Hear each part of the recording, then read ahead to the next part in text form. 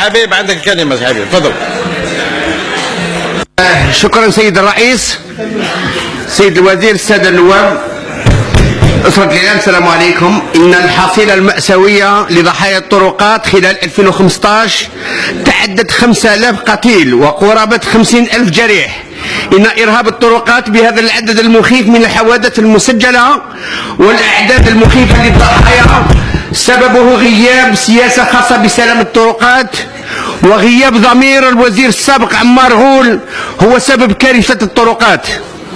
إن عدد الحواجز الأمنية في الجزائر لا يطاق، بحيث أنه حسب مصدر أمني قد فاق 15,000 حاجز على المستوى الوطني، موزع على 48 ولاية، وربعها أظن موجودة في ولاية ميلا، بحيث أن بلدية شغميد وحدها تعدت عدد الحواجز أكثر من 40 حاجز، وكأني بك في العراق أو سوريا، بلدان في حالة حرب. هذه الحالة جعلت من المواطن عنيفا ومضطربا. احنا في شغم العيد، لا كوميت شغم العيد اوني اسيجي بار لي موتار. منين الدور عندنا على الاقل 30 او 40 هذا باراج اسيجي، جو دي بيان اسيجي. عدد الرخص تاع السياقه اللي يحجزوها في النهار اكثر من 10 ولايات. لو شيف دو بريغاد نتاع شغم العيد نتاع لي موتوريزي يدوموندي مليون للبيرمي، والله مليون بيرمي. وكي رحت لي انا كنائب ممثل الشعب باسكو جاو شكاو لي مواطنين، قال لي انا عندي 35 سنه خدمه، ما عندكم ما ديروا لي. الناس كلها حتى الضباط تاعي يديو الرشوه، انا ثاني ندي مليون بار بيرمي. وهذه بور اتيري لاتونسيون تاع السلطات العسكريه. لي موتوريزين تاع شغل العيد راهم يبيعوا في البيرمي بمليون، جو دي بيان ب 1 مليون، اي سي تري تري غراف. ان سبب اهتراء الطرقات في الجزائر هو الجماعات المحلية، بحيث تأمر بتعبيد الطرق البلدية والولائية بسرعة عند برمج الزيارات الرسمية للولاية. فبمجرد إدراج أي زيارة لأي ولاية ضمن أجندة زيارة المسؤولين، فتتحول كل البلديات إلى ورشات حقيقية في ظرف وجيز جدا. تتم إعادة تزويد كل المسالك والطرق البلديوية التي يتوقع أن يمر بها الوالي أو الوزير أو رئيس الجمهورية، فحتى أنه تنزع كل الممهدات الموجودة ليعاد وضعها من جديد بعد نهاية الزيارة. كل ذلك يتم لغرض الشتاء وإرضاء المسؤول، سواء كان واليا أو وزيرا أو رئيسا. ثم يعاد تزويد الطرق دون مراعاة الظروف المناخية.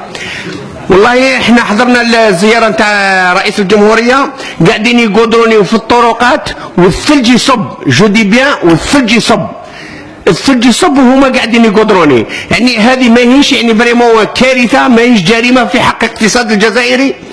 راي بليزيور فوا هاتي يجي اولي والله ان بريزيدون لا مينيستر يعودوا يقودروني في الطرقات والامطار تسيل والثلوجات تتساقط.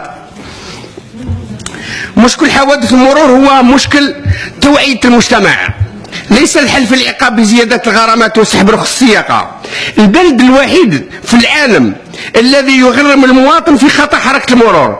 احنا شفنا باللي يديروا له في القانون هذا الجديد، يديروا غرامة نتاع حادث مرور والله بور 7000 دينار جزائري، وهذه 7000 دينار سي ليكيفالون بريسك 40% نتاع لو سميك الجيريان. كيفاه انت يرحم بك مواطن تعطيه 18,000 تعطيه 18,000 دينار جزائري ودير له غرامه نتاع حركه المرور دير له 7,000 دينار؟ هذا منكر، هذا ما نقول لك وكانه بهم يعني يديروا هذا المواطن يديروه عدو. 7,000 دينار بور كان يعني اللي يربح 18,000 دينار جزائري، والله يعني هذه كارثه كبرى.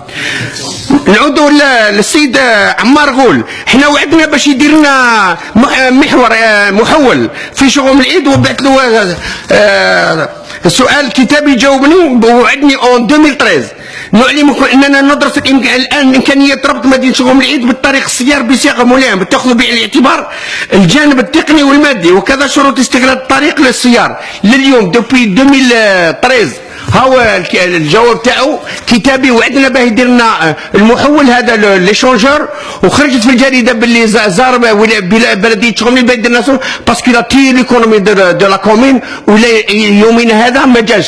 نحملكم مسؤوليه السيد الوزير، فوزات ريسبونسابل دي باسيف اي دو لاكتيف دي مينيستر. وشكرا. شكرا يا شيخ.